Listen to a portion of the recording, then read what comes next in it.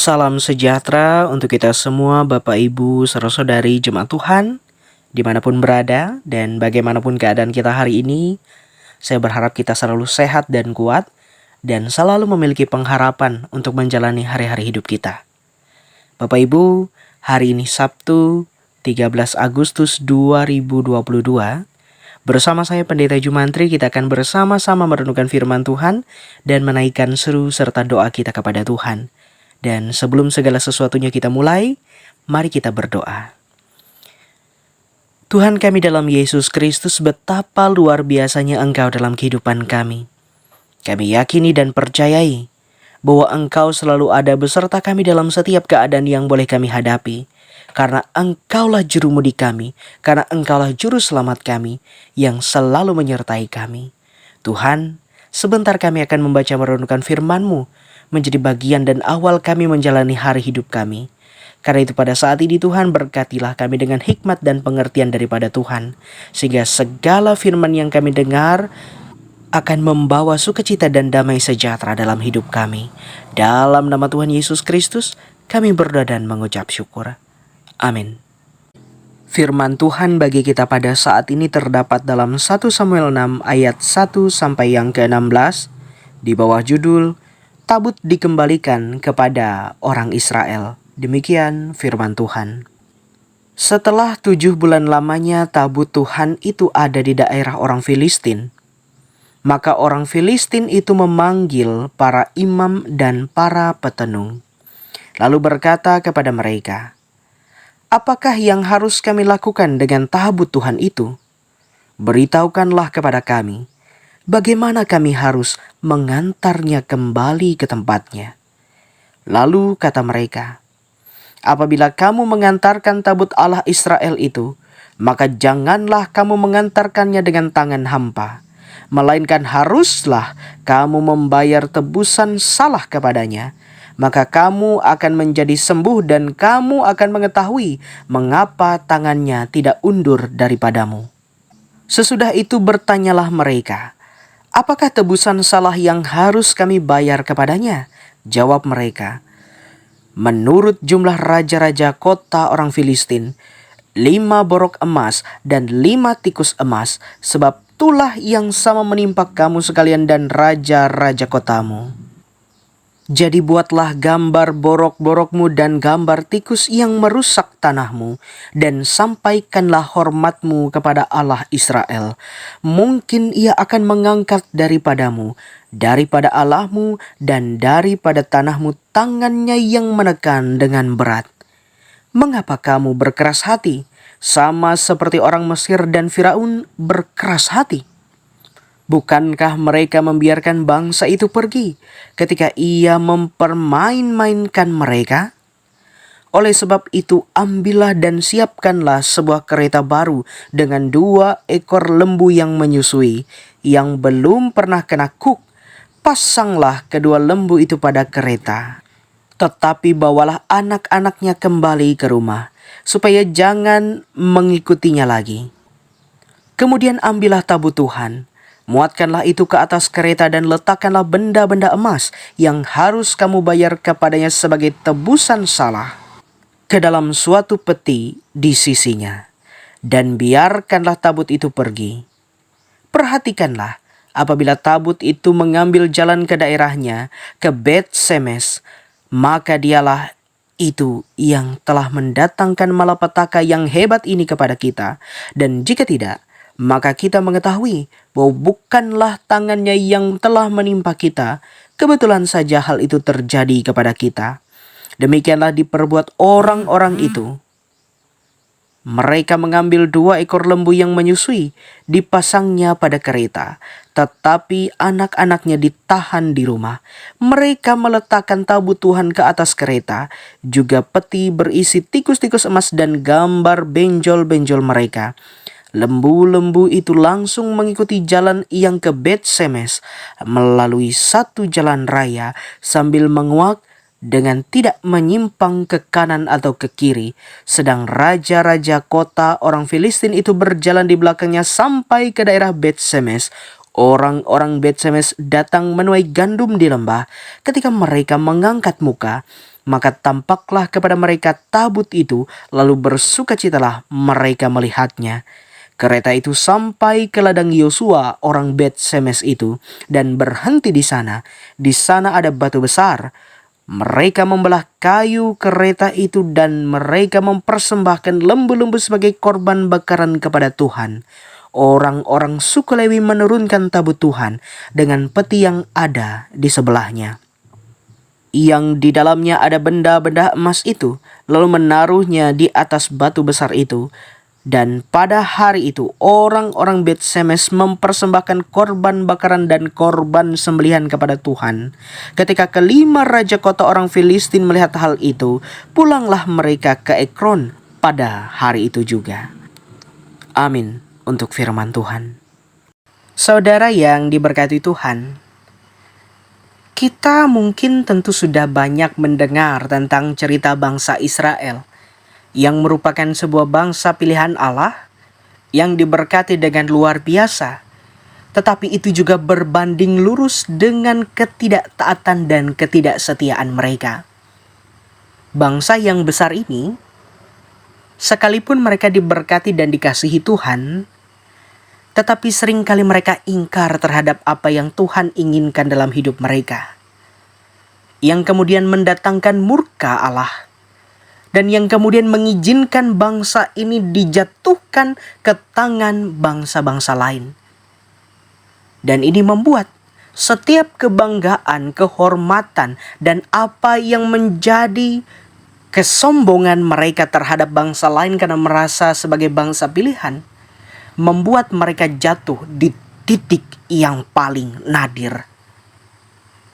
Bayangkan, saudara saat ini berada di titik yang paling tinggi, lalu seketika kemudian saudara dijatuhkan di titik yang paling bawah. Tidak akan nyaman, dan tentu akan membawa duka yang begitu mendalam. Dan itulah yang terjadi setidaknya dengan bangsa Israel, dan seringkali itu terulang dan terulang kembali.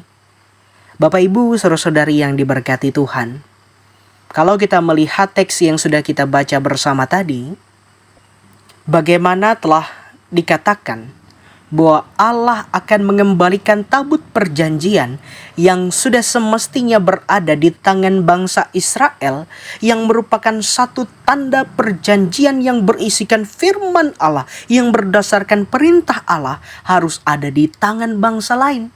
Dan kemudian bagaimana cara Tuhan yang luar biasa itu dapat mengembalikan tabut itu ke tangan atau ke bangsa Israel. Bapak Ibu, kita memetik pelajaran yang begitu berharga dalam firman Tuhan kali ini. Sifat-sifat ataupun karakteristik bangsa Israel yang buruk itu juga acap kali sering kita temui dalam kehidupan kita sekarang. Kita mungkin sering menemukan ketidaksetiaan, kita mungkin sering menemukan ketidaktaatan, dan kita kemudian merasa berbangga diri lebih daripada orang lain. Entah karena kita merasa diri kita lebih beriman, entah karena kita merasa bahwa diri kita sebagai orang percaya, sehingga kita melupakan setiap kewajiban-kewajiban yang Tuhan sudah berikan dan harus kita lakukan sebagai orang yang dalam tanda kutip menjadi percaya itu. Kesombongan dan ketidaksetiaan, bahkan ketidaktaatan, jangan sampai mendatangkan murka Allah dan membuat kita menjadi dijatuhkan untuk dapat belajar dengan begitu keras. Kalau bisa, bagaimana caranya agar sebenarnya kita bisa sadar dan insaf sebelum murka Allah itu datang. Kehidupan kita mungkin tidak akan selalu berjalan dengan mudah, tidak akan selalu berjalan sesuai dengan keinginan kita. Tetapi dalam iman dan pengharapan kita percaya bahwa Tuhan akan selalu menyertai kita, dan itu yang kita amini dalam setiap hari kita.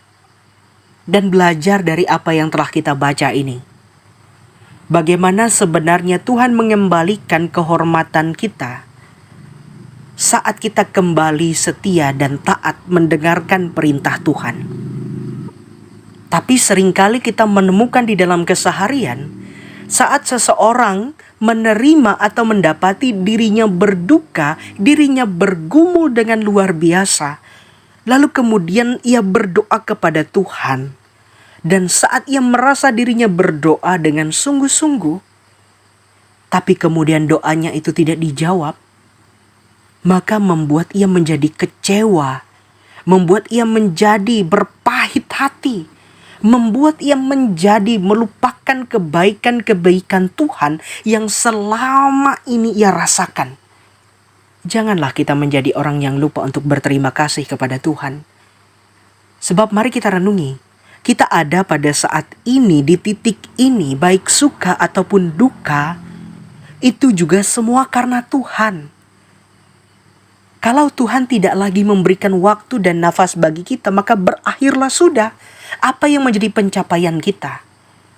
Kalau kita mengalami kemalangan, kedukaan, derita, jangan menjadi alasan kita untuk berpaling dan meninggalkan Tuhan. Saudara, saat kita tertawa, Tuhan ikut tertawa bersama kita. Dan saat kita berduka, bersedih, dan menangis, Tuhan pun ikut menangis bersama dengan kita. Ia mengetahui apa yang terbaik dalam hidup kita. Sepahit dan sesulit apapun, Tuhan tetap ada bersama saya dan saudara hingga pada saat ini dan sampai kapanpun juga. Karena kasih Allah akan tetap kekal, tidak berubah, dulu, sekarang, dan selama-lamanya. Bapak Ibu, kisah yang kita baca ini juga merupakan satu penghayatan yang dalam untuk iman kita sebagai orang percaya. Saat kita menghadapi kesulitan dalam hidup kita saat ini, jadilah orang yang tidak putus pengharapan. Jadilah orang yang tetap setia melakukan apa yang menjadi bagian dan kehendak Tuhan. Dan saat semuanya telah kita lakukan, tetapi kita masih mengalami begitu banyak derita, maka saya mau berpesan bagi saudara saat ini, bahwa Tuhan belum selesai menuliskan ceritanya dalam hidup saudara. Karena setiap rancangan Tuhan adalah penuh bahagia dan damai sejahtera bagi saudara dan saya. Tuhan memberkati kita. Amin. Mari kita berdoa. Bapa Sorgawi Tuhan kami dalam Yesus Kristus, betapa kami mengucap syukur dan berterima kasih atas setiap waktu dan kesempatan yang Tuhan masih berikan dan perkenankan bagi kami untuk boleh kami lalui dan hadapi pada saat ini. Ya Tuhan, firman-Mu telah diperdengarkan bagi kami. Biarlah itu memberikan kekuatan bagi kami untuk dapat melalui setiap hari-hari hidup kami. Dan pada saat ini kami menaikkan syafaat kami kepadamu ya Tuhan. Kami berdoa agar Engkau selalu memberkati setiap kami, setiap jemaat Tuhan yang boleh menyandarkan setiap pengharapan dan doa kami kepada Engkau. Yang mana kami menyerahkan setiap kehidupan kami, pekerjaan kami, usaha kami, orang-orang yang kami kasihi, bahkan apapun juga yang kami kerjakan dan lakukan, selalu diberkati oleh Tuhan dengan yang terbaik. Biarlah Tuhan setiap kegundahan, setiap ketakutan dan keraguan, kami dapat atasi itu dan kami dapat berjalan dengan yakin dengan pasti dalam setiap hal apapun juga yang dapat memberkati diri kami dan juga orang lain. Tuhan, kami juga berdoa agar biarlah kesehatan dan kekuatan dapat diberikan atas kami. Yang sakit boleh dipulihkan dan disembuhkan. Yang bergumul biarlah mereka menemukan jalan keluar karena Tuhan yang boleh menyertai mereka. Dan biarlah Engkau memberkati setiap pengharapan dan doa kami di dalam Engkau, sehingga terjadilah rencana-Mu yang penuh dengan damai sejahtera itu. Saat ini Tuhan, kami pun berdoa secara khusus untuk jemaat-Mu yang ada di Jemaat GKI Hobara Konut. Tuhan memberkati senantiasa jemaat ini. Tuhan memberkati senantiasa para pekerja-pekerja-Mu yang ada di sana. Tuhan memberkati pendeta, penatua, diakon, guru agama, guru sekolah minggu, seluruh jemaat-Mu secara keseluruhan yang ada di sana. Biarlah Tuhan pakai mereka menjadi alat di tangan Tuhan untuk mewartakan kabar sukacita itu, baik melalui kehidupan pelayanan mereka, dan juga kehidupan mereka dalam keseharian dan pribadi mereka. Sehingga nampaklah betapa besar dan luar biasanya Tuhan memberkati kehidupan mereka dalam setiap keadaan yang boleh mereka jalani. Ya Tuhan Yesus Kristus, kami menyerahkan seru dan doa kami. Biarlah terwujud dan terjadi apa yang menjadi bagian dan rancangan Tuhan itu, yang kami yakini dan percaya bahwa semuanya berlimpah damai sejahtera. Demi nama Tuhan Yesus Kristus, kami berdoa dan mengucap syukur. Bapa kami yang di sorga, dikuduskanlah namamu, datanglah kerajaan-Mu, jadilah kehendak-Mu di bumi seperti di sorga. Berikanlah kami pada hari ini makanan kami yang secukupnya, dan ampunilah kami akan kesalahan kami, seperti kami juga mengampuni orang yang bersalah kepada kami. Dan janganlah membawa kami ke dalam pencobaan, tetapi lepaskanlah kami daripada yang jahat, karena Engkaulah yang empunya kerajaan, dan kuasa dan kemuliaan, sampai selama-lamanya. Amin. Tuhan Yesus memberkati kita semua. Damai sejahtera atas kita.